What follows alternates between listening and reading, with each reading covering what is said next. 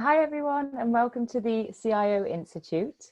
We are joined here today by Alex Hilton, the Chief Exec at the Cloud Industry Forum, as well as Simon Ratcliffe, who's the Principal Consultant at Ensono, for an exclusive interview around how to build a high-performing team, the future of the IT department.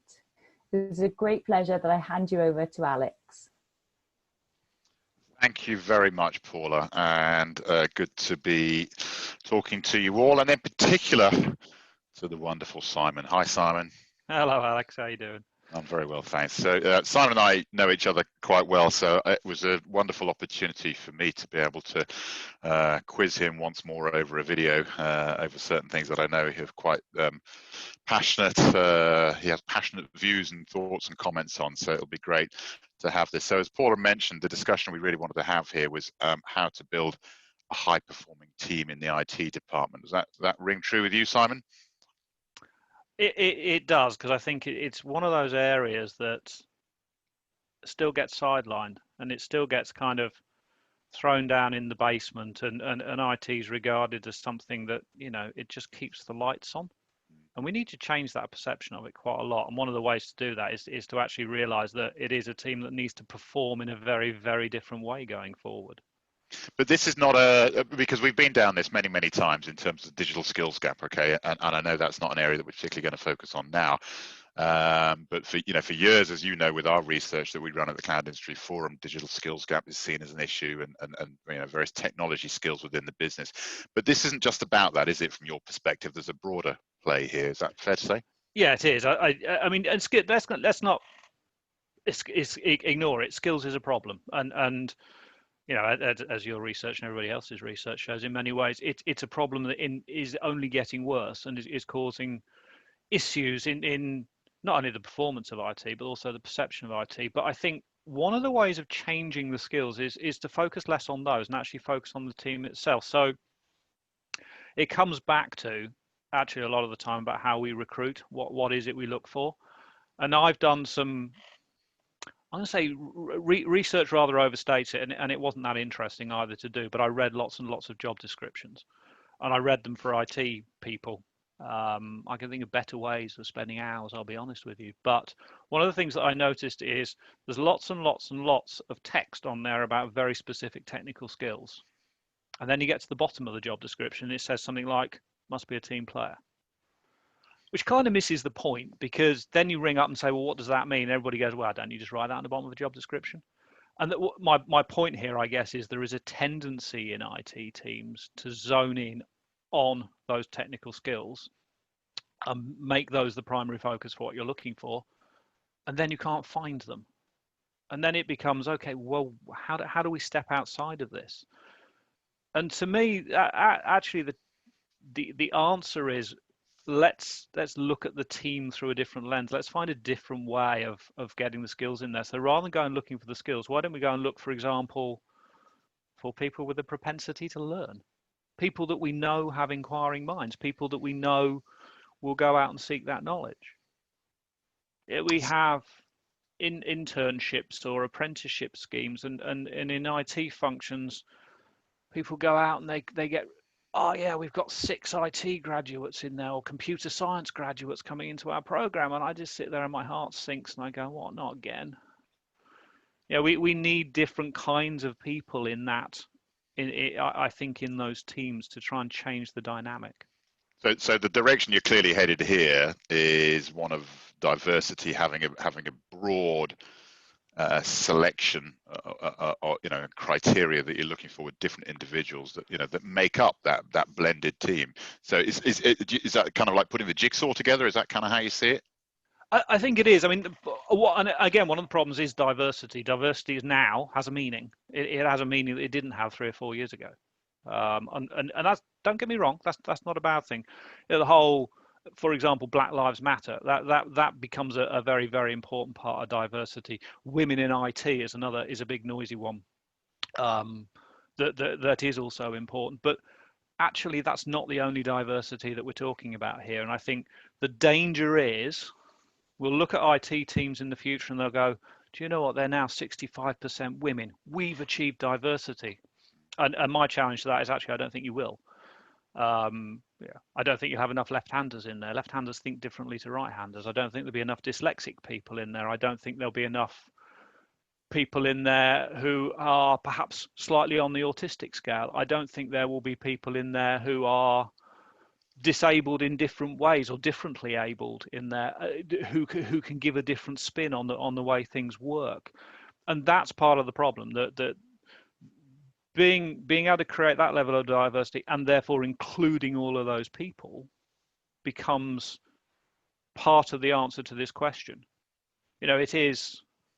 I know you've heard me say this before. If I'm ever looking for somebody to train as a coder, I never look for somebody with an IT degree. I'll always look for a musician, because I have it, and maybe this is my lack of diversity, but I've always had this belief that actually a really good musician already knows another language, and therefore actually a coding language is not a long walk from there, but they already have a creative spirit.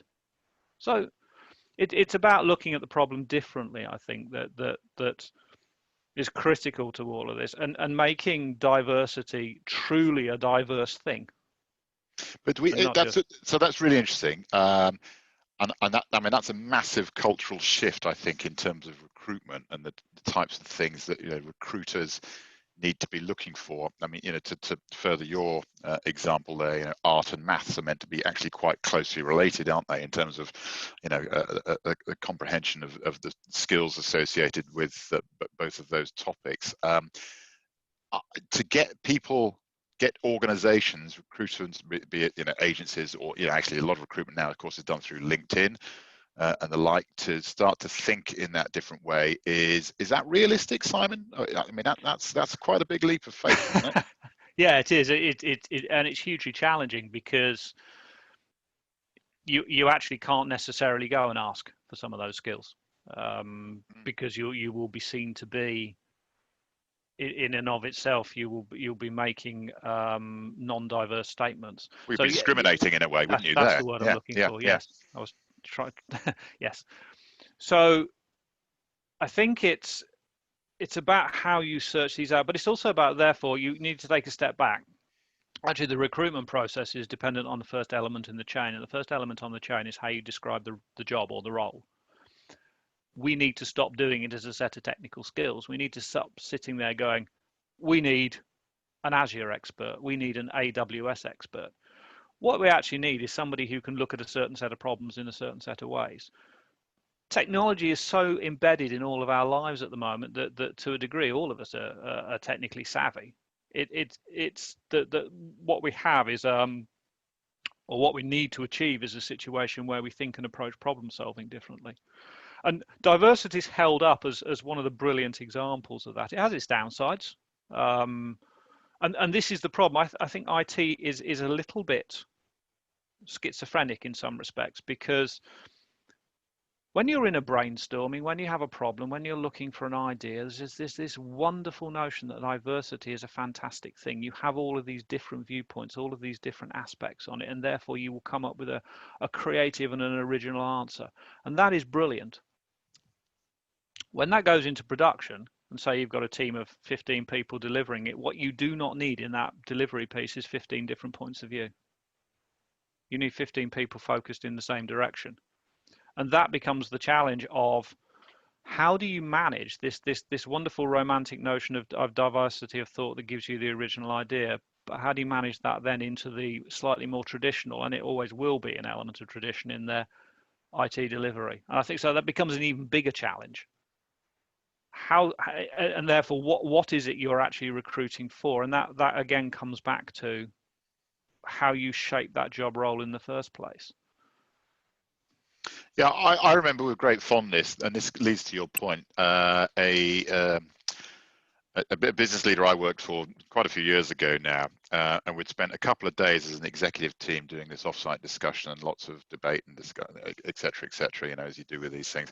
And then basically the summary of the event he had already written prior to the event on a series of PowerPoint slides going, this is what we're, so the point I'm making here is, ultimately, what you're going to have, despite we might have had a diverse executive team and, you know, discussing these particular points and the leadership and the direction of the business and so forth, but actually the leader had made the decision. So it was a bit of a waste of our time all sitting there in the room for 2 days coming up with something that he was ultimately going to dictate in a slightly autocratic fashion. Not necessarily a great leadership style, I think you'll say, but I think you were making the point there that if you've got lots of diversity and ensuring everybody's included in that discussion, you might have a bunch of different views. So it makes it very difficult to corral everything. So aren't you just creating more conflict? I'm playing devil's advocate with you here a little bit, you might see. Yes, you are. You are. In fact, you are. You are creating conflict, and that's part of the purpose. But actually, to your point, you do need to be able to arbitrate that conflict, and you need a relatively strong leader to be able to do that. And by that, I don't mean that somebody who's then going to determine the answer in much the way in your example, or even predetermine the answer, but somebody who's then prepared to say, right, okay, we have these different views. Almost, we're going to take a view and there's going to be a consensus. And then once you've got that consensus, everybody follows it. That becomes the challenge. What you can't have, and again, this is why I always refer to it as almost romantic diversity, is what you can't have is, I have a different view to everybody else, therefore, once the decision has been made, I'm still entitled to my different view. You're entitled to have it, but you're not entitled to try and impose it on that situation. That's where the inclusion piece comes in as well. Whilst we need to embrace the diversity and make sure that's included, everybody then needs to be included on the decision, accept the decision and move forward. It's consensus. It's consensus politics at the end of the day, which I guess every country has always striven towards and not many have achieved. Yeah, well, some some to greater extent than others. Yeah, and let's not go down our political route. When you know, here's two white middle-aged men having this conversation, okay, but when, you know, younger people, I don't like these generation anythings or millennials or any of those types of descriptions, but that's the kind of the age bracket I'm thinking of here. You know, younger people coming out of university, graduates and so forth at the moment in what is now very challenging, you know, COVID-riddled times. How do you rate experience, so, you know, old folks like us in the market versus academic or indeed technical skills that people may have acquired? Because you said it's not just about the technology, okay, but you know, if you want to recruit an IT professional, somebody coming through the ranks, you would assume that somebody who's got an IT related degree is going to be more suitable, in that role than somebody who's got a genetics degree, for example, wouldn't you? You would.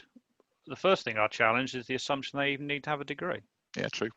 Why do graduates need a degree? I mean, one of the most effective graduate recruitment programs I've ever seen, bizarrely, the prerequisite was that you didn't need to have a degree. You either had a degree or you had 3 years experience of life, was how it was put, of work. And I think that becomes important. I also think we take graduates too soon sometimes. I'm not ageist.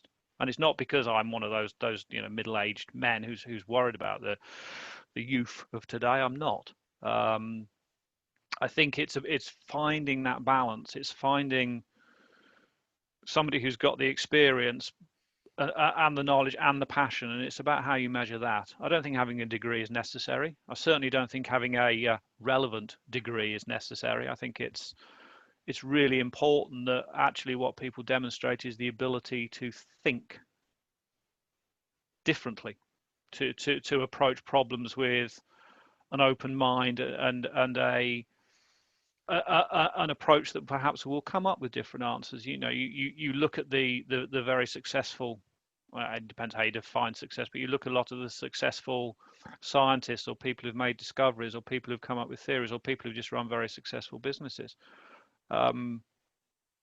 Most of them actually, if you look back, at some point in their lives have been regarded as odd.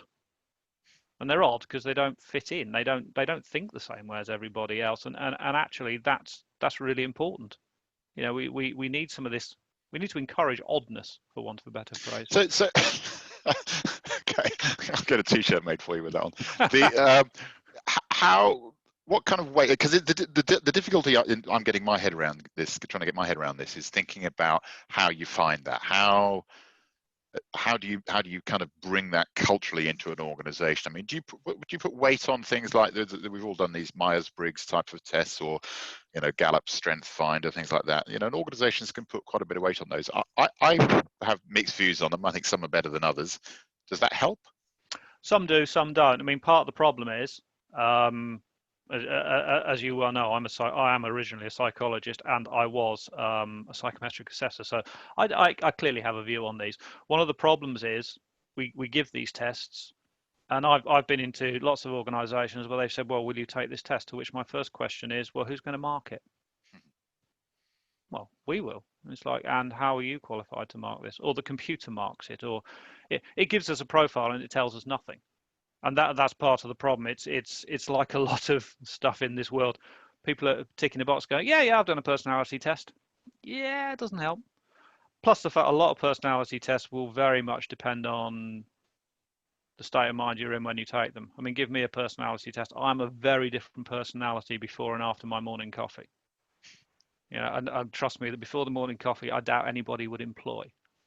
But it's about how it's marked, how it's assessed, and also how consistent it is. And being able to also assess the team. There's an algorithm associated with these things ultimately, I guess, isn't there? I mean, the other scenario here. So there's a place for them, but it's clearly not. It's weighted appropriately, I think, is what you're saying in there. I think the other thing is, many businesses now will interview not one-to-one, but one-to-many. So there's a panel of people there, and those panels could vary clearly because of their diversity and what they're approaching, that their differing views. And I've spoken to many candidates in many different roles over the years where we sit within the forum who have fallen foul within that, one-to-many scenario. They might be great presenters, they might know their topic inside out, but there's somebody on that panel who doesn't like them or doesn't, feels uncomfortable with them and so forth. How do you overcome that? What's your advice to any candidate? It's a fact of life. There's going to be people sitting here watching this going, what are these two talking about? It's just inevitable. And if you've got a panel of 5, if there's somebody on that panel that doesn't like you, there isn't a lot you can do about it. There is no point. What you mustn't do is invest all your effort in trying to make that one person like you at the risk of the other 4. It's a bit like if you're in a selling situation, you would pitch to the other 4 and you'd almost ignore that person. They may be playing a role, they may be there deliberately, they may just not like you. And it's a fact of life at the end of the day. Not everybody does like everybody. My advice and my approach has always been, you don't ignore them, you treat them as you treat everybody else, and you gloss over it. What you mustn't do is focus your energy. It becomes negative energy at the end of the day. We're almost out of time, Simon. I just wanted to give you kind of one summary question, really, I suppose, around this, which is really what does diversity mean, and how does it balance with inclusivity? So what are your kind of summary thoughts around this one? I was conscious we could talk for probably about another half an hour without taking too much of a breath, but give me your overarching perspective on diversity and inclusivity. I think diversity is all about recruiting people who challenge not only you but each other. It's about having that difference of thought in there, that difference of approach. Now that may be background, it may be ethnicity, it may be physicality, it may be mentality, it may be any number of things. But let's not forget, diversity is it's anything that's not the same. So people have a habit of recruiting in their own image. Diversity is almost simply not doing that. And there is a point, and D&I always gets put together, and I see D&I and D&I and D&I, and actually in Ensono we've decided that it's the other way around. It's more about inclusion and diversity, because without inclusion you can't have diversity. You need to have that inclusive approach that says, I'm open to any thought, any opinion, any view, and I will listen to it with equal patience, equal time, everything is equally important. And as an example I gave in a recent keynote, I was talking about a very successful CEO I know who literally would walk around his business for a chunk of time every day, and he would take opinions of everybody. He was willfully and physically being inclusive. And as he always said to me, one of the best ideas that business ever had came from the receptionist. It was, he was literally going up to people saying, "Give me your views." Without that inclusion, you'll never get the diversity. And I think that, that's important. I always wish everyone had it as I&D. Yeah, cool. Okay, that's a good summary. We are out of time. I could chat with you forever about this one. Maybe we'll just carry on the conversation privately outside of this. But thank you, Simon. Really enjoyed the conversation, and hopefully speak again and catch up soon in person. Take care. Indeed. Thank you, Alex.